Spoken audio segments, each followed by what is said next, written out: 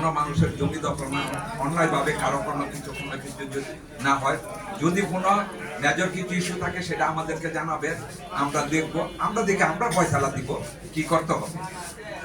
আপনারা জানেন যে আমাদের সামনে নির্বাচন, আমরা কঠিন পরীক্ষার সম্মুখীন।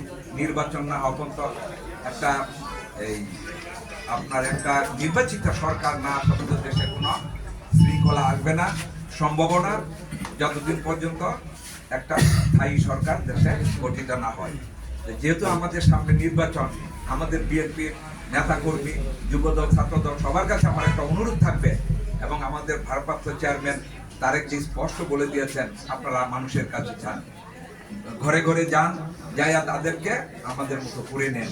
আমরা যেমন আছি সেরকম ভাবে তাদেরকেও তৈরি করে নেন, যেন ভোটের ময়দানে আমরা অগ্রগামী থাকতে পারি।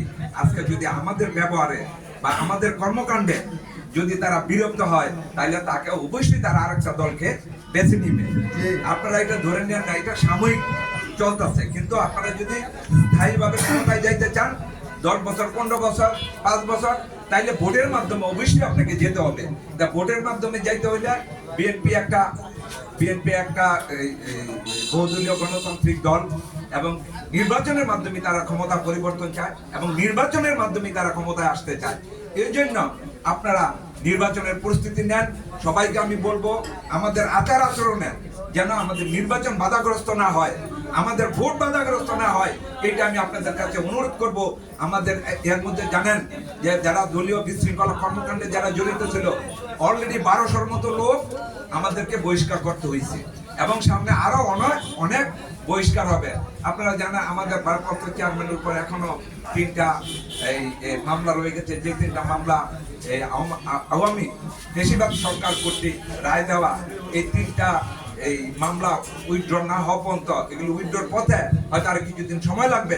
আপনারা ধৈর্য ধরেন, তারেক জিয়া দেশে না আসা পর্যন্ত, এবং উনি পুরোপুরি মামলা থেকে মুক্ত না হওয়া পর্যন্ত আপনারা ধৈর্য ধরে সংগ্রাম আন্দোলন করে যাবেন, যাতে আমাদের কোনো কিছুতে বাধাগ্রস্ত না হয়, আমরা একটা সুন্দর নির্বাচন চাই। কারণ এইখানে নির্বাচন কন্ট্রোল করার জন্য নির্বাচনকে দীর্ঘস্থায়ী যাতে না হয়, দীর্ঘমেয়াদী একটা প্ল্যান চলতেছে। তা আমরা ওদিকে না যাইয়া কিভাবে দ্রুত নির্বাচনকে আগায় নিয়ে আসা যায়, এবং আমাদের প্রাপ্ত চেয়ারম্যানকে দেশে ফিরে নিয়ে আসা যায়। আমাদের যে আজকাল দলের যে মেন কাণ্ডারি দেশনেত্রী বেগম খালেদা জিয়া, আপনারা জানেন দীর্ঘদিন কারাভোগের পর উনি খুব অসুস্থ, লন্ডনে এখন চিকিৎসাধীন আছে। এখান থেকে কিছু সুস্থ হওয়ার পর আবার আমেরিকাতে যাবেন লিভারের ট্রিটমেন্টের জন্য। তো আপনারা ওনার জন্য দোয়া করবেন, ওনারা জন্য অচিরে আমাদের মাসে ফিরে আসে, ইনশাল্লাহ আমরা কামিয়াবি হব। আমি আমার বক্তব্য এখানেই শেষ করছি। বাংলাদেশ জিন্দাবাদ, বাংলাদেশ জাতীয়তাবাদী দল জিন্দাবাদ, শহীদ জিয়া অমর হোক।